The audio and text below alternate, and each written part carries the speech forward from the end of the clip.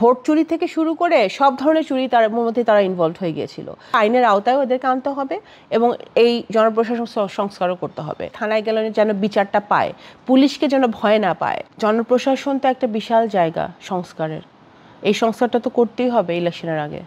এবং এই সংস্কার যদি না, এই এই যেসব এখনও মানে 15 বছরের সিস্টেমটা তো এই প্রত্যেক যারা যারা ছিল 15 বছর প্রশাসনের বিভিন্ন জায়গায়, তারা কিন্তু ওই এমন সিস্টেম তৈরি করেছিল আওয়ামী লীগ সরকার যে প্রত্যেকে করাপ্ট হয়ে গিয়েছিল।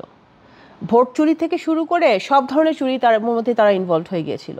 সেক্ষেত্রে এইদেরকে যদি আপনি একটা প্রথম কথা আইনের আওতায় ওদেরকে আনতে হবে এবং এই জনপ্রশাসন সংস্কারও করতে হবে। না হলে আপনি মানুষ মানে আমরা চাই দলমত নির্বিশেষে সবাই সঠিক বিচারটা পাক। যে বাংলাদেশের যতগুলো থানা আছে সব থানায় একটা নিউট্রাল ভাবে যেন সবাই মানে দলমত নির্বিশেষে থানায় গেলে যেন বিচারটা পায়, পুলিশকে যেন ভয় না পায়। এই ধরনের একটা পরিবেশ যদি তৈরি করতে হয় তাহলে তো অবশ্যই জনপ্রশাসনের সংস্কার করতে হবে, সচিবালয় সংস্কার করতে হবে। যেসব সচিবরা দুর্নীতির সাথে যুক্ত ছিল, যেসব সচিবরা এই হাজার হাজার কোটি টাকার আপনার এই যে মেগা প্রজেক্টের সাথে দুর্নীতির সাথে জড়িত, এদেরকে তো আইনের আওতায় আনা উচিত এবং সচিবালয় সংস্কার করতে হবে। না হলে তো কোনোটাই ঠিক হবে না। বিএনপি তো খুব পরিষ্কার। প্রথম কথা, গত 15 বছরে যারা আপনার মানে অনুযায়ী আপনার মেধা অনুযায়ী যারা আসতো বা যার ইয়েতে আসতো, ক্যালিবার অনুযায়ী আসতো, তারা তো অনেকে আসতে পারেন না, তাদেরকে আসতে দেয় নাই। এখন যেটা স্বাভাবিকভাবে যেটা সিস্টেমে আছে ওভাবেই হবে। বিএনপি তো কোনো স্পেশাল কোনো প্রিভিলেজ কাউকে দেওয়ার মানে এটার কোনো পরিকল্পনা নাই।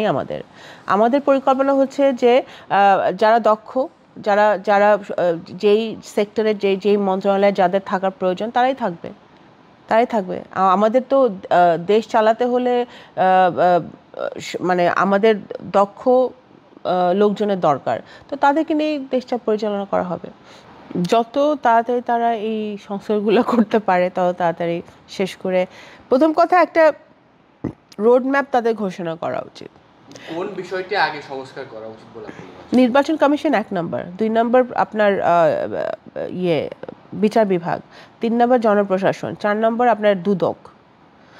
কেন বলছি, কারণ এটা একটা গুরুত্বপূর্ণ জায়গা। হ্যাঁ, এখানেও কিন্তু সংস্কার প্রয়োজন আছে। সবগুলো গণতান্ত্রিক প্রতিষ্ঠান সংস্কারের সম্ভব না এখন, কারণ সেটা সংস্কার একটা চলমান প্রক্রিয়া। আপনি একটা ইন্টারিম গভর্নমেন্টের পক্ষে সব সংস্কার করা সম্ভব না। যেটা একটি রাজনৈতিক সরকার অনেক সমস্যা মোকাবেলা করতে পারে, কিন্তু একটা ইন্টারিম গভর্নমেন্টের পক্ষে এটা হার্ড হয়ে যায় অনেক সময়। তো আমরা সকল রাজনৈতিক দল কিন্তু তাদেরকে সহযোগিতা করছে এবং তাদের উচিত এই সহযোগিতার সুযোগ নিয়ে সংস্কারগুলা স্বচ্ছভাবে করে একটি মানে অ্যাটলিস্ট এখন ইমিডিয়েটলি একটা রোড ম্যাপ দেওয়া উচিত ওনাদের। রোড ম্যাপ দিলে মানুষও বুঝতে পারবে, রাজনৈতিক দলগুলো বুঝতে পারবে যে আমাদের মানে কোনভাবে কিভাবে আমাদের এগোতে হবে।